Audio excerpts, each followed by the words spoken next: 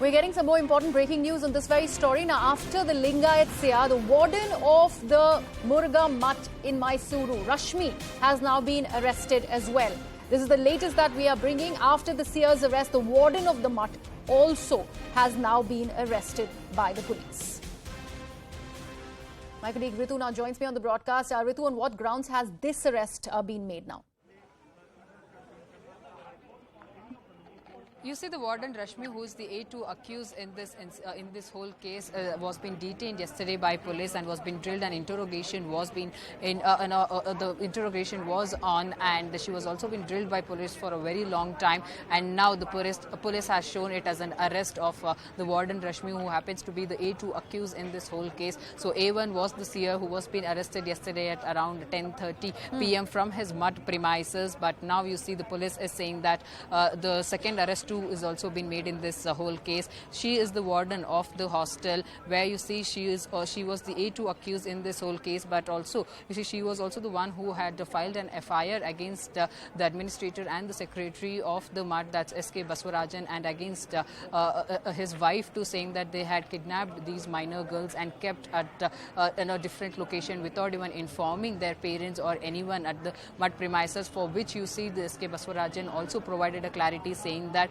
since these girls were minors and hence I had to take my wife along, because police had instructed me at night at 12 a.m. when I got a call saying that since girls are minors, we cannot let these girls to move only with you, but you will also have to come along with some female. So that's when SK Baswarajan says I had to get my wife. For that reason, I had to take my wife along with me, because they were minor girls, and there they signed documents whatever the police in the process wanted to, and later point they also clicked the picture saying that these minor girls were being handed over to the SK Baswarajan. So SK Baswarajan says that that was just part of my duty, which I had done it in a way, because being a secretary, the police chose to call me because that's my responsibility too. So I had performed my duty, and these allegations were all false allegations that are being raised against me. This is a complete conspiracy also. This is a complete conspiracy against me and my wife, is what the SK Baswarajan had to tell. But the other side, there are a lot of other angles also in this story, which the police will have to confirm, because she being a warden, you see, usually in such cases, such an accused plays a very vital role, because such profiled people on the MUD premises are the ones who will also put out a lot more details and the investigative details and the inside details, in fact, to the police. You see, that's the kind of a role such people play in this whole case. So this is, of course, that the A2 accused in this whole incident will have a lot of information. She will know a lot about all the accused in this whole case as well, and the girls' side too, because she was the one in this whole case that who would be closely associated with the minor girls, because she was a warden of the hostel. So yes, there will be a lot of details that will be put forth by absolutely, Ritu. A lot of skeletons are going to be tumbling out of that closet over there, because aiding and abetting the crime, that is what Rashmi is accused of, and she is the second person who has been arrested in this particular case, the second accused. Ritu, the fact that we of course have put before the viewers on all that we are learning from where this probe is really headed. This is now not just talking about these two minor girls in question. There are other who might possibly be the victims of this crime by the seer.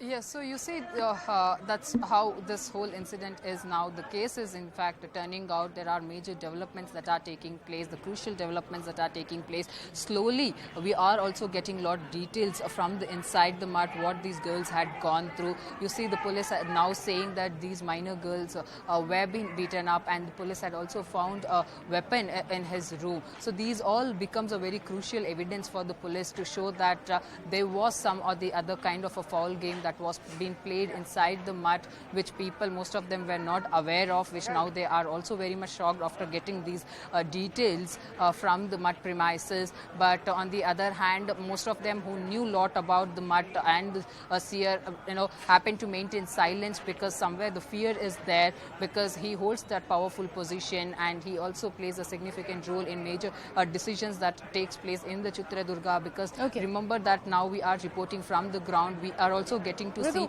we're how just Seer getting holds some a... important breaking news on the broadcast. Let me quickly go to that and then I'll come back to you. Now we're being told that the Seer's lawyer is saying that the Swami was in fact unwell since the past 15 days. And he further goes on to say that the bail plea will be filed tomorrow. So an important update there. This is coming from the legal team of the Seer, where they are saying that the Swami, Mr. Shivamurthy, was unwell for the last 15 days and that his bail plea is going to be filed tomorrow. Going back to Ritu, who has been tracking all the developments from, from Chitradurga. Ritu, the fact that now we have a word from the legal team also, justifying the taking of the Swami to the hospital, claiming that he was actually not doing quite well for the last fortnight. 29th of August is when he made an appearance before his disciples, Ritu. We have to actually underline that for our viewers also. And 29th is the very day where he allegedly tried to flee to Dubai via Haveri, from where he was nabbed and brought back to the Mutt. Yes, you see now the lawyer has said that from past 15 days he was complaining about health issues that he was facing, and because he had also suffered with the COVID, there were a lot of repercussions, the side effects of the COVID-19, and this is what we are learning from the lawyer. But the lawyer also says that he is not in a condition to speak. Also, he's not speaking, he's very much silent. He is hardly speaking when doctors are trying to ask him of what exactly he's going through. He's taking time in replying to the doctor's questions as well. So that's what the lawyer has to say, but he's also saying that it all depends on the doctor's report to what further steps has to be taken in this whole health issues, whether he has to be shifted to a different hospital or in the same hospital only he'll be able to get the treatment here. But what we are also learning right now from our sources is that the few doctors are likely to turn up to this hospital from Davangere. So we'll have to see to why exactly that medical team has been told to reach this spot, for what reason, why is there even a need for it. So these are the crucial details that we are learning on ground, for which we'll have to wait and know from the health officers only to what exactly is happening. But yes, he complained about health issues, that he had a chest pain in the morning, and 9:30 a.m. is around when he was being brought to Chitradurga district hospital. He also complained about back pain, throat pain, headache and joint pains and other health issues. So he was being taken in for, for CT scan. I'm taking this across to Brinda Adige, who's also joining me on the broadcast. Ms. Adige, thank you so much. 6 days back, he was all fine. And now the lawyers are coming out and saying that 15 days, it has been 15 days and that the Seer has been unwell. How convenient is that? See, right now we know that it is all a huge drama, and this person probably is suffering from psychosomatic issues. He was able to address a huge gathering, pandering around saying he's innocent. That time he had no pain at all. Today he has every pain. I mean, this is the kind of drama these people put up. They get the right to put up all of this drama and wasting the duty bearers' time and the state resources.